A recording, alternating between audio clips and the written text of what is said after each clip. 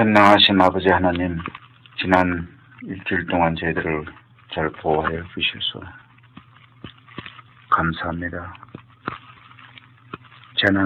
재난이 꼬리를 물고 인류를 멸살하기 위해서 사단이 안간힘을 쓰고 있습니다.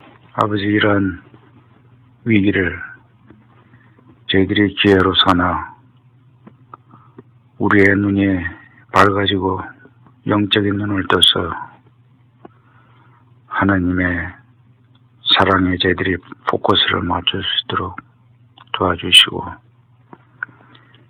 이 위기를 잘 견딜 수 있도록 축복하여 주시옵소서. 하나님의 교회를 핍박하고 무너뜨리기 위해서 이 마지막 시대에 사단이 안간힘을 쓰고 있습니다. 아버지 하나님, 우리 인간들을 불쌍히 여겨주시고 긍휼히 여겨주셔서 저희들이 주님의 손을 붙잡고 꼭 구원의 기쁨을 맛볼 수 있는 저희들이 되게 도와주시옵소서.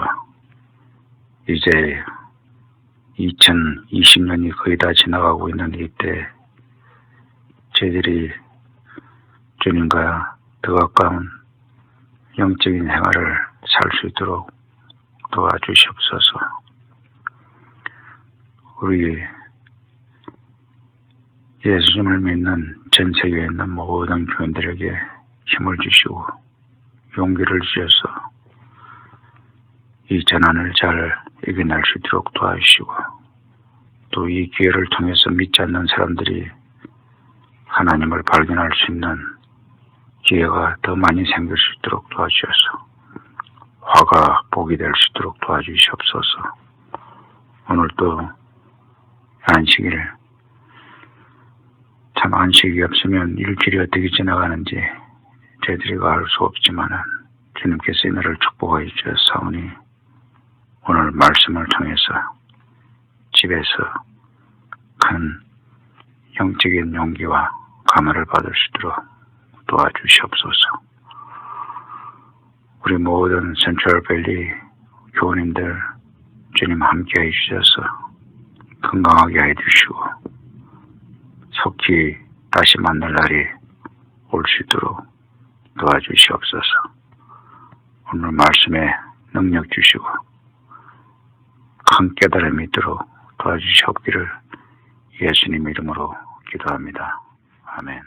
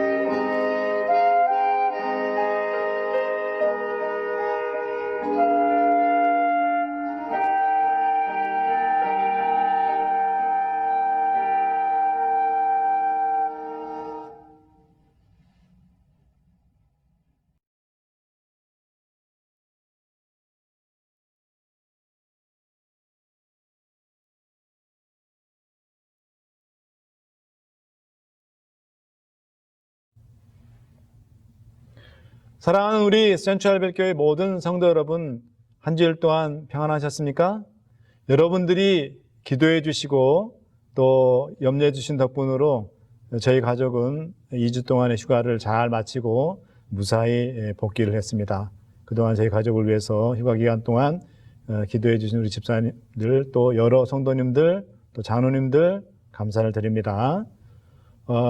이번 제가 없는 2주 동안에 이 방송 온라인 업로드하는 거나 또 편집하는 일에 있어서 우리 김효선 집사님이 고생을 많이 하셨습니다. 다시 한번 우리 집사님에게, 김효선 집사님에게 감사하다는 인사를 드립니다.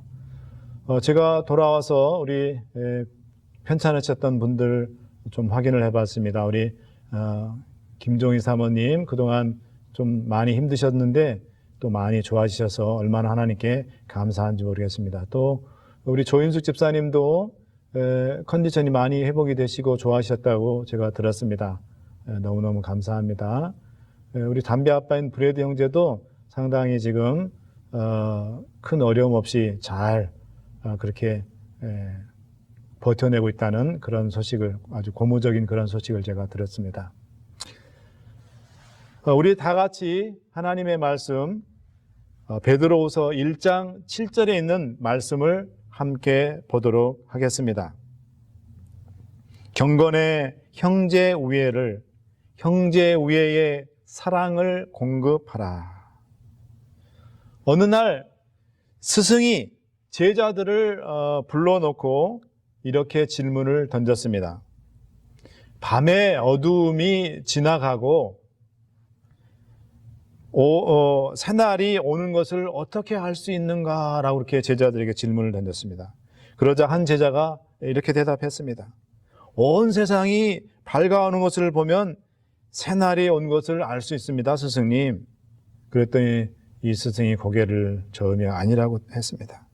그러자 또 한 제자가 대답을 했습니다. 스승님, 창문을 열고 사물이 그 형체를 드러내어 나무와 꽃이 보이기 시작하면 새날이 밝아오는 것을 알 수가 있습니다. 스승은 그 대답을 들었지만 역시 고개를 저었습니다.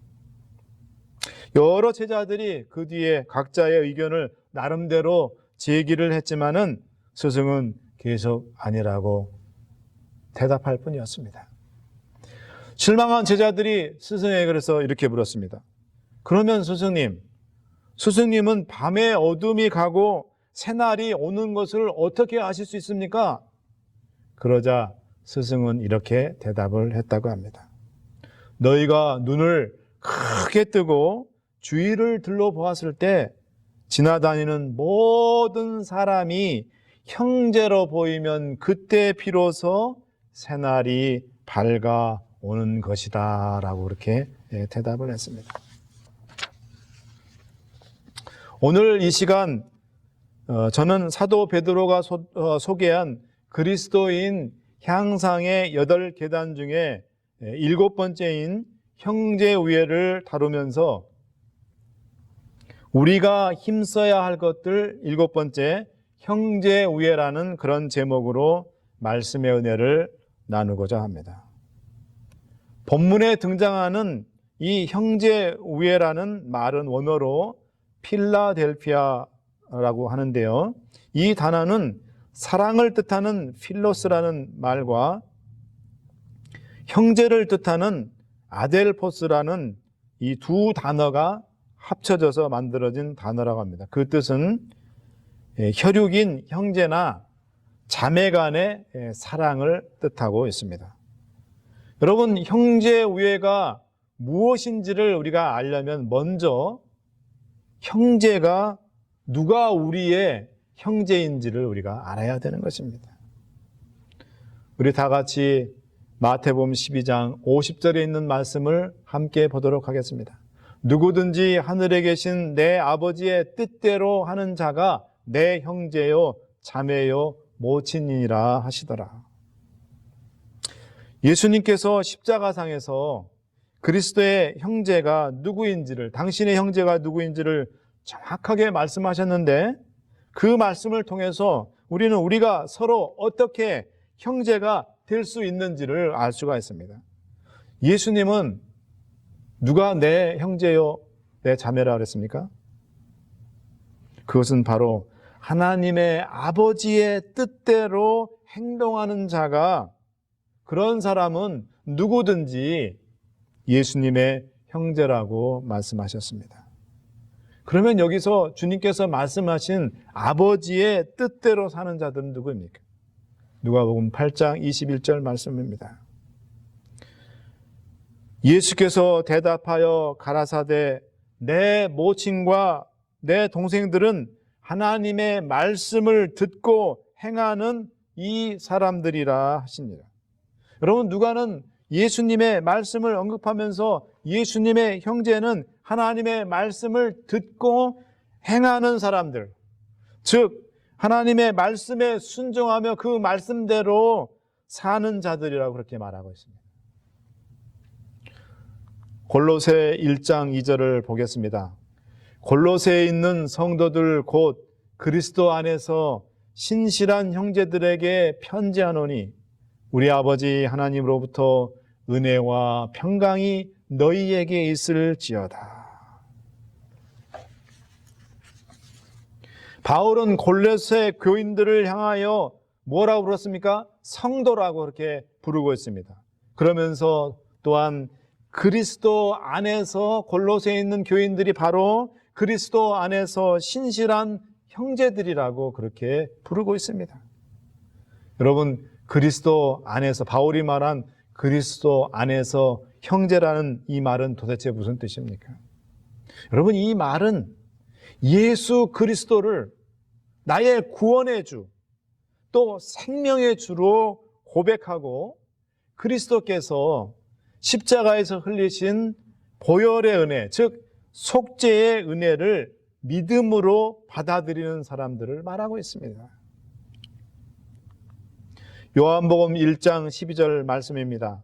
영접하는 자 곧 그 이름을 믿는 자들에게는 하나님의 자녀가 되는 권세를 주셨으니 이랬습니다. 따라서 이 세 가지 말씀을 요약하면 우리가 피차 형제 사랑을 나눠야 될 형제의 정의가 세 가지로 될 수 있다는 것을 알 수가 있습니다. 첫째, 예수 그리스도를 나의 주, 곧 생명의 주로 고백하는 사람들이 바로 그리스도 안에서 형제인 것입니다. 그 다음에 두 번째로는 그리스도께서 십자가에 흘리신 그 보혈의 은혜, 즉 속죄의 은혜를 믿음으로 받아들이는 그런 사람들이 바로 형제인 것입니다. 그 다음에 세 번째로 하나님의 말씀에 철저히 순종하고 그 말씀대로 사는 사람들이 바로 그리스도 안에서 형제인 것입니다. 이제 우리는 이 형제가, 우리가 형제 우애를 나눠야 될 이 형제가 누구인지를 분명히 알았습니다. 그러면 우리가 이 형제들과 어떻게 우애를 나눌 수 있을지, 그 형제 우애를 나누는 데 있어서 중요한 것이 무엇인지 한번 살펴보겠습니다. 먼저 첫 번째로 우리가 형제 우애를 나누기 위해서는 다른 사람들을 정말 내 자신처럼 또 내 가족처럼 여기고 사랑해야 된다는 것입니다. 로마서 12장 10절에 있는 말씀을 함께 보도록 하겠습니다. 형제를 사랑하여 서로 우애하고 존경하기를 서로 먼저 하며. 여러분, 이 서로 우애하라고 지금 바울이 이야기하고 있는데요. 이 서로 우애하라는 이 원어의 그 의미는 뭐냐면 같은 부모 밑에서 피를 함께 나눈 그런 형제 자매처럼 서로 사랑하라는 말이 바로 서로 우애하라는 말입니다. 그러면 또 우리가 서로 존경하기를 서로 먼저 하라 그러는데, 이 존경하다는 말의 원래 원어적 의미는 뭘까요? 그것은 그 사람의 배경, 즉 그 사람이 얼마나 배웠는지, 또 재산 정도는 어느 정도인지, 또 사회적인 지위는 무엇인지에 따라서 그 사람의 가치를 평가하는 그런 것이 아니고 그 사람의 있는 그대로를 이해하고 용납하라는 것이 서로 먼저 존경하라는 말인 것입니다.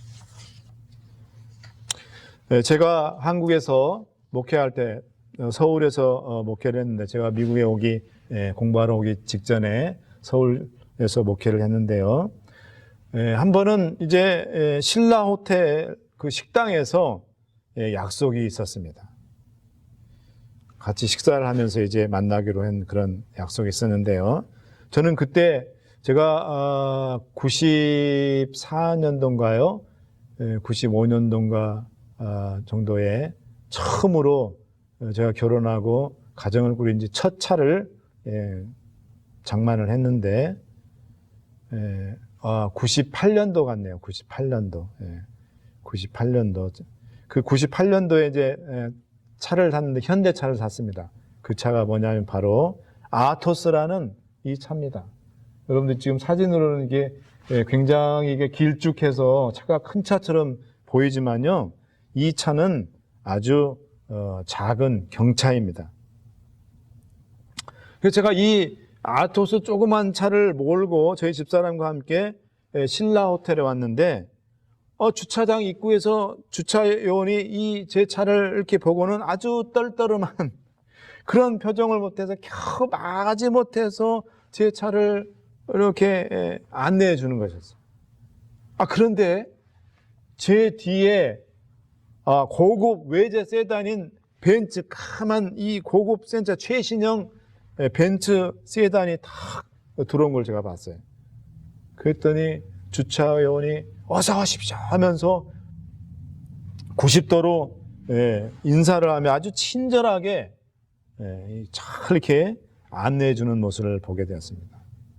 그래서 거기서 참 차종에 따라 사람을 차별하는 것 같아서 기분이 굉장히 안 좋았던 기억이 납니다. 여러분, 우리가 비록 혈연적으로 피차 아무 관련이 없는 그런 남남일지라도 여러분, 우리 모두는 예수 그리스도의 보혈로 맺어진 형제요 자매라는 것입니다. 따라서 차별 없이 서로 내 몸같이 또 육신의 형제처럼 가족처럼 그렇게 존중하고 사랑을 하라는 것입니다. 이제 두 번째로 우리가 형제 우애를 하는 데 있어서 가장 중요한 두 번째 것이 무엇인지 한번 보겠습니다. 두 번째는 상대방의 입장에서 이해하고 공감하려는 그런 노력이 필요하다는 것입니다. 베드로전서 3장 8절 말씀입니다. 마지막으로 말하노니 너희가 다 마음을 같이하여 체휼하며 형제를 사랑하며 불쌍히 여기며 겸손하며.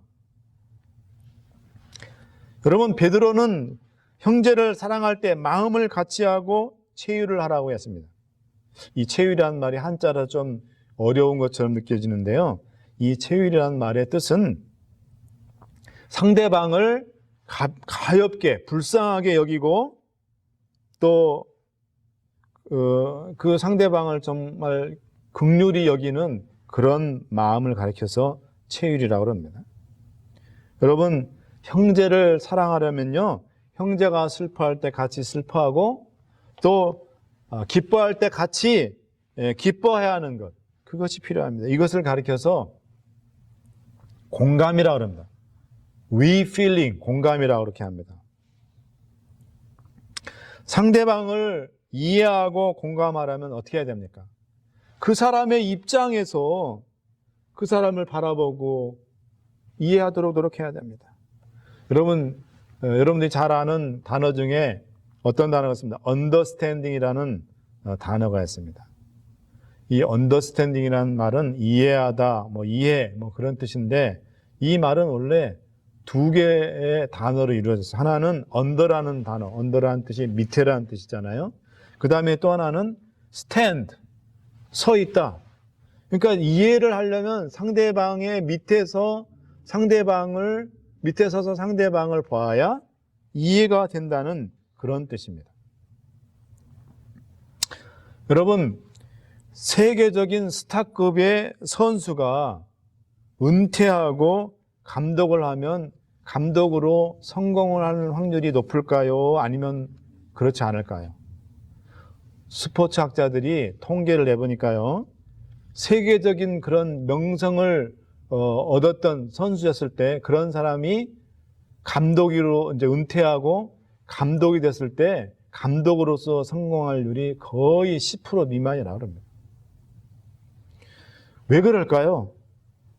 선수 때 최고의 기량을 발휘한 스타이기 때문에 감독으로서도 똑같은 역량을 발휘할 것이라고 생각하지만 막상 선수 출신 이 명스타, 그 스타 출신의 이 감독이 부임하면 선수들을 이해를 하지 못한다 그래요.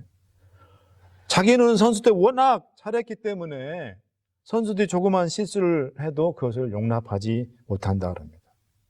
그리고 또 선수들을 그렇게까지밖에 그 정도밖에 못하냐 그렇게 선수들을 무시하고, 그래서 결국 감독과 선수 사이에 불화가 생겨서 팀이 전체적으로 이제 성적이 저조하게 되고 끝내 감독은 성적으로 말하는 거니까요. 결국 이제 중간에 임기도 다 못 채우고 떠나게 되는 그런 경우가 많다고 합니다. 그런데 여러분 반면에 선수일 때 아주 무명, 이름도 없이 뭐 저 사람이 선수였나 할 정도 그런 사람이야, 또는 부상 때문에 조기 은퇴한 그런 선수 출신이나 또는 아예 선수 출신이 아닌 비선수 출신 감독이 되면은 선수들의 심리라든지 컨디션을 잘 이해하기 때문에 감독으로서 성공하는 경우가 굉장히 많다고 합니다. 여러분, 상대방의 입장에서 이해하지 못하면은 우리가 상대방을 사랑할 수가 없습니다. 그렇기 때문에 우리가 형제를 사랑하는 데서 가장 중요한 그 두 번째는 상대방을 입장에서 상대방을 이해하고 상대방의 그 모든 것들에 대해서 공감하는 것, 이것이 필요하다는 것입니다. 이제 세 번째로 형제의 우애에 있어서 꼭 필요한 세 번째 것은 무엇일까요? 용서가 필요하다는 것입니다. 마태복음 18장 35절 말씀을 함께 보겠습니다. 너희가 각각 중심으로 형제를 용서하지 아니하면 내 천부께서도 너희에게 이와 같이 하시리라. 형제를 용서하지 않으면 나도 너희들을 용서하지 않겠다는 겁니다. 하나님께서. 요한일서 4장 20절입니다. 누구든지 하나님을 사랑하노라 하고 그 형제를 미워하면 이는 거짓말하는 자니 보는 바 그 형제를 사랑하지 않은 자가 어떻게 보지 못하는 바 하나님을 사랑할 수 없느니라 그랬습니다.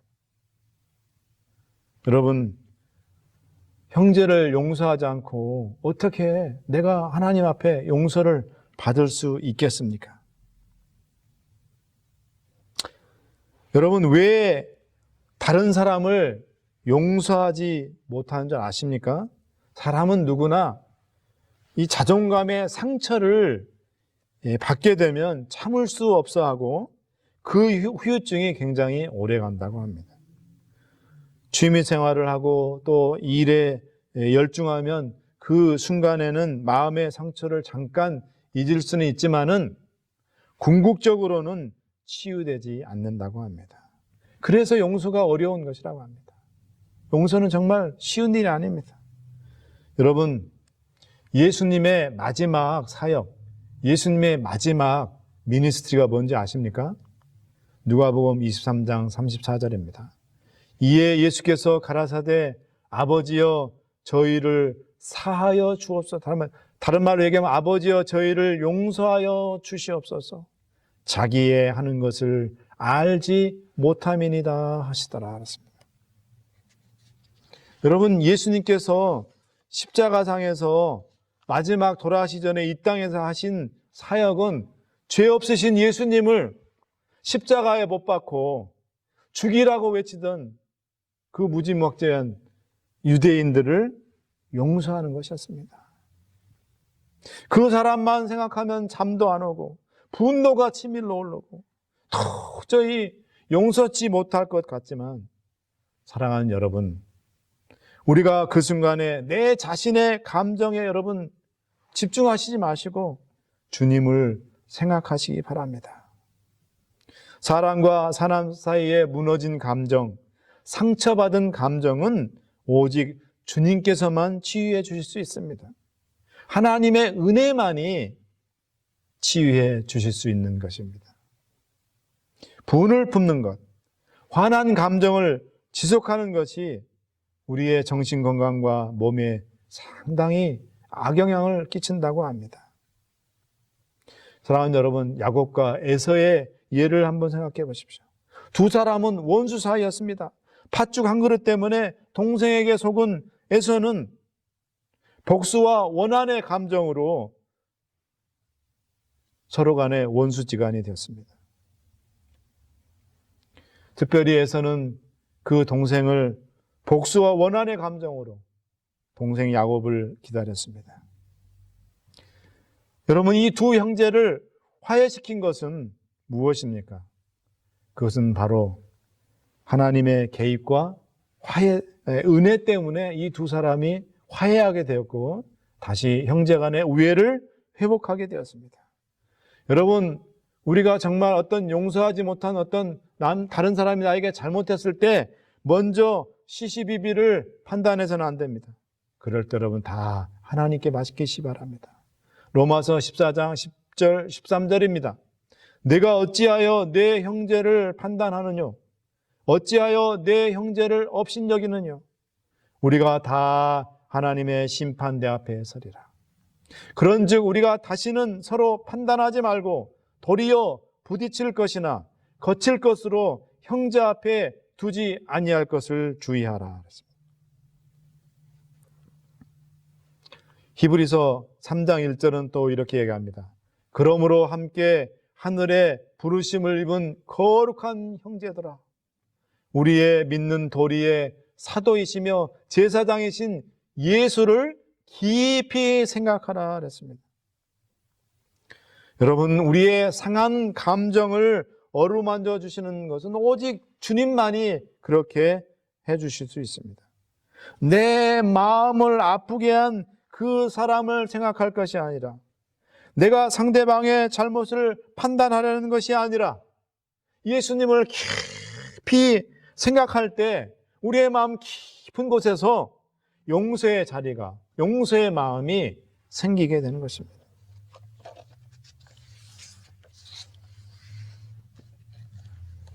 이제 마지막으로 형제 우애를 위해서 필요한 마지막 것은 바로 상대방의 그 필요를 알고 채워주는 것이 필요합니다. 야고보서 2장 15절로 17절에 있는 말씀을 함께 보도록 하겠습니다.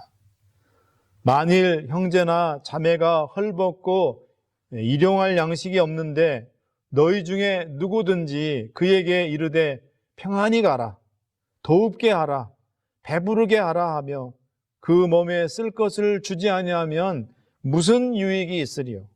이와 같이 행함이 없는 믿음은 그 자체가 죽은 것이라. 여러분, 상대방이 무엇이 필요한지 전혀 모른다든지 또는 말로만, 이거를 영어로는 립서비스라고 합니다. 말로만 적당히 이렇게 해서 때우려는 태도로는 형제 우애를 절대 할 수 없고 도리어 형제에게 고통만 준다는 얘기입니다. 그것이 바로 야고보가 이야기한 형제 우애에 있어서 가장 중요한 사실입니다.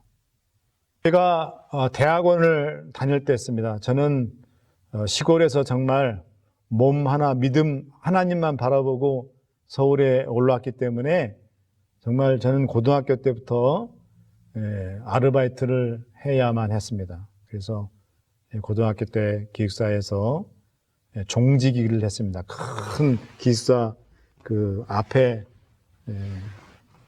그 산소통이 있는데요. 그 이제 시간대가 되면 아침에 이제 기상하라고 그 산소통 종을 땡땡땡땡 치고 땡땡땡 칩니다. 또 예배 시간 되면 예배 시간 됐다고 치고, 또 아침 식사 시간 되면 식사 시간 됐다고 종 치고, 또 저녁 때 되면 저녁 예배드리라고 강당에 모이라고 예배 종 치고, 또 이제 점호할 때 되면 점호가 시작할 때 됐다고 치고, 이제 잠자리에 들 시간 되면 잠자리에 들으려고 이제 종을 치는 그런 아르바이트를 해서 이제 기숙사비나 식비를 또 해결을 하고 그렇게 했습니다. 또 대학에 와서는 제가 정말 안 해본 게 없습니다.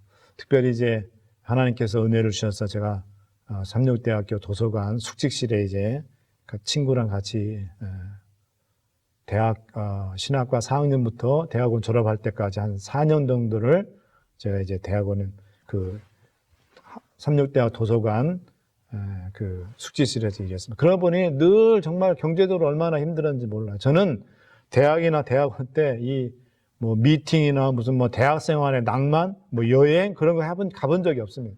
그렇지 않으면 또 과외 학생들 찾아서 또 과외도 해서 또 돈을 벌지 않으면 학교를 다닐 수 없었기 때문에 그렇게 다녀야 했었습니다. 근데 이제 제가 이제 목회를 나가기 전에 대학원 다닐 때 서울에서 한 2시간 정도, 2시간 반 정도 되는 인천의 어떤 교회에 교육전사로 이제 봉사를 하고 있었습니다. 금요일 날 이제 서울에서 출발해서 가서 금요일 저녁 예배 안식일 제가 또 청년을 담당하고 있습니다. 학생 중고등부하고 청년들을 담당하고 있었기 때문에 학생반 또 청년들 그리고 또 안식일 끝났다 해서 집에 오는 게 아니에요. 일요일 날 또 청년들 또 구역반이 있습니다. 교회 옥탑방에서. 그래서 그 저녁에 그 일요일마다 있었던 구역반까지 하고 오면은 일요일 날 밤 한 10시, 11시쯤 오게 됩니다. 학교 기숙사에. 그런 생활을 했는데 제가 아까도 이야기했지만 저는 일을 하거나 그렇게 하면 돈을 벌어야 학교를 다닐 수 있다 했잖아요. 물론 이제 합회에서 교육전사 한다고 해서 얼마씩 주었어요. 근데 그걸 뭐 교통비 하고 나면 또는 뭐 우리 중고등학교 아이들, 중고등부 아이들 얼마나 또 뭐 잘 먹습니다. 분식집에 들어가서 그거 받은 거 아이들 사주고 그러면 없어요. 그래가지고 어느 날 딱 교회 갈 차비만 있는 거예요. 전철비만. 그 차비를 가지고 이제 갔는데 제가 이제 다 주말을 이제 거기서 보내고 일요일 날 이제 청년들 구역반까지 다 마치고 이제 교회에서 이렇게 내려와 가지고 역까지 이제 제물포역이었는데 제물포역까지 내려와야 됩니다. 걸어가야 됩니다. 그래서 제가 이제 구역반을 딱 마치고 거기서 이제 저녁까지 다 해먹고 그런 다음에 이렇게 이제 내려오는데 청년회장이 갑자기 제가 교회 떠나서 한참 밑으로 내려 길 따라서 쭉 지하철역 있는 데까지 가고 있는데 막 전사님 해서 저를 부르는 거예요. 그랬더니 우리 청년이 저기 집사님 웬일이세요? 그랬더니 막 오더니 하얀 아직도 있지가 않습니다. 하얀 봉투 하나를 제 호주머니에다 그냥 막 밀어. 집사님 이거 뭡니까? 그냥 제 호주머니에다 집어넣었어요. 그러면서 전사님 이거는 우리 청년들이 전사님께 감사의 편지를 썼으니까 편지니까 올라가는 학교 가는 그 전철 안에서 읽어보세요. 그래서 제가 이제 그래요 알겠습니다. 뭘 또 편지까지 쓰고 그러세요. 쑥스럽게 그렇게 하고 제가 이제 와서 전철을 탔습니다. 그리고 그걸 딱 꺼내 봤는데 그 안에 그때 90년대 초니까요. 10만 원, 정확하게 10만 원이 만 원짜리 10장이 들어있었어요. 그러면서 거기 편지에 이렇게 썼습니다. 사랑하는 전도사님, 전도사님이 얼마나 힘들게 그렇게 학교 생활을 하시는지 저희들이 잘 알고 있습니다. 그리고 내용은 줄여서 이야기하자면 한 장짜리인데 매 주말마다 저희 교회에 이렇게 먼데인데도 이렇게 오셔서 저희 청년들을 아낌없이 사랑해 주시고 또 하나님의 말씀을 전해 주시고 또 늘 재미있게 그렇게 저희들을 성경 공부를 가르쳐 주셔서 너무너무 감사합니다.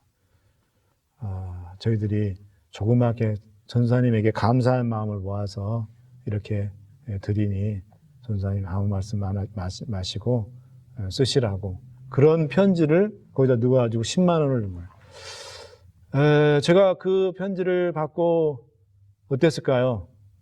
제 눈에 뜨거운 눈물이 흘렀습니다. 우리 청년들이 나를 이렇게 사랑하는구나. 우리 청년 중에는 막노동하는 그런 청년들도 있었고요. 뭐 그렇게 넉넉한 그런 청년이 그렇게 많지 않았습니다.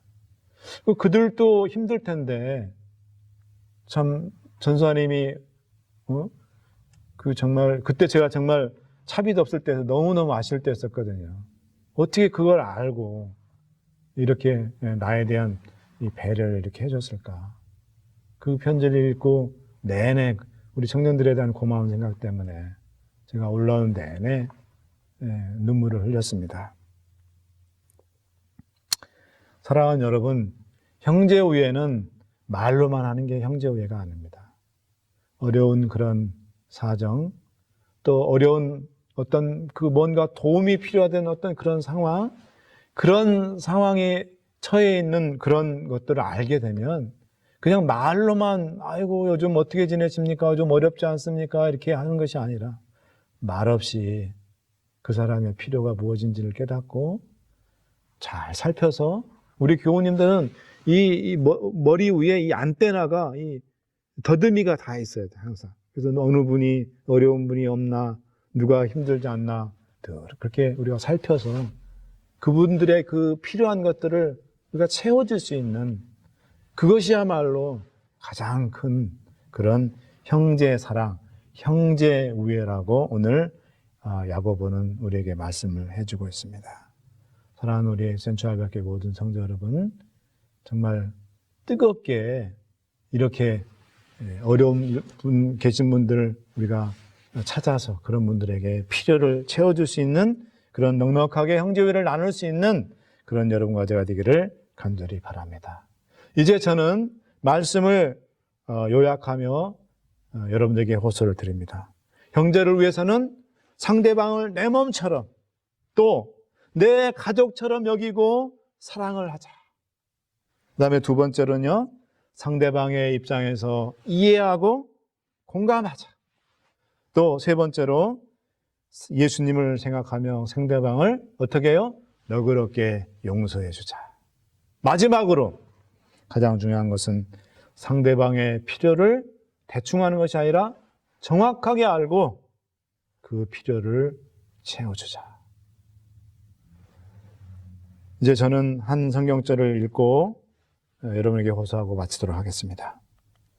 데살로니가전서 4장 9절 말씀입니다. 형제의 사랑에 관하여는 너희에게 쓸 것이 없음은 너희가 친히 하나님의 가르치심을 받아 서로 사랑함이라. 사랑하는 여러분, 사도 바울은 데살로니가에 있는 사랑하는 형제들에게 이렇게 썼습니다. 내가 다른 모든 것들은 내가 모르겠지만은 형제 사랑에 관하여서는 나가 너희들한테 더 이상 어떤 것도 쓸 것이 없습니다. 여러분들께 더 이상 어떤 것도 쓸 것이 없습니다.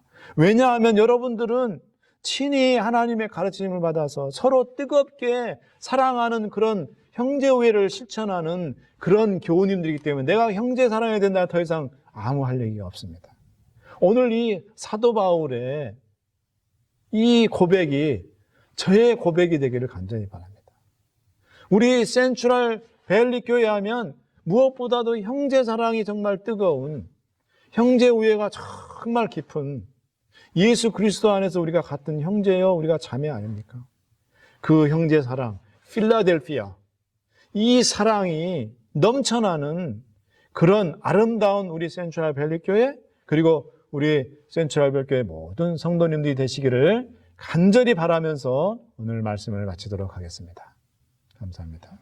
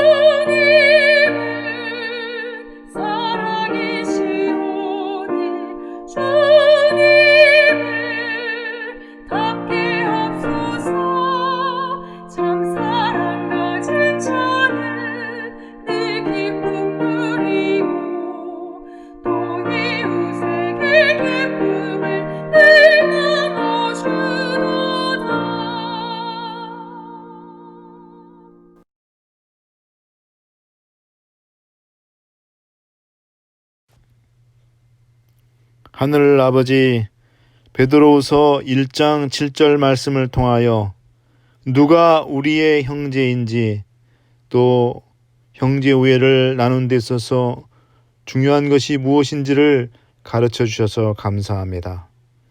다른 사람을 내 가족처럼 내 몸처럼 사랑하게 하소서. 다른 사람의 입장에서 이해하고 공감하게 하소서. 다른 사람들을 주님처럼 용서해주는 너그러운 사람이 되게 하여 주소서. 다른 사람의 필요를 알고 그 필요를 채워주는 지혜로운 형제가 되게 하옵소서.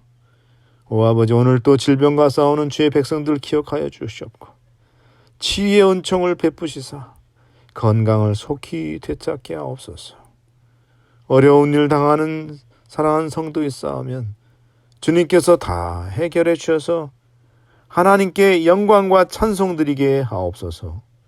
이제는 전능하신 아버지 하나님의 은혜와 예수 그리스도의 구원하신 사랑과 성령 하나님의 감동 감화하심이 오늘 이 예배에 참여한 주의 백성들 위해 함께하여 주시기를 예수 그리스도의 이름으로 축원하옵나이다. 아멘.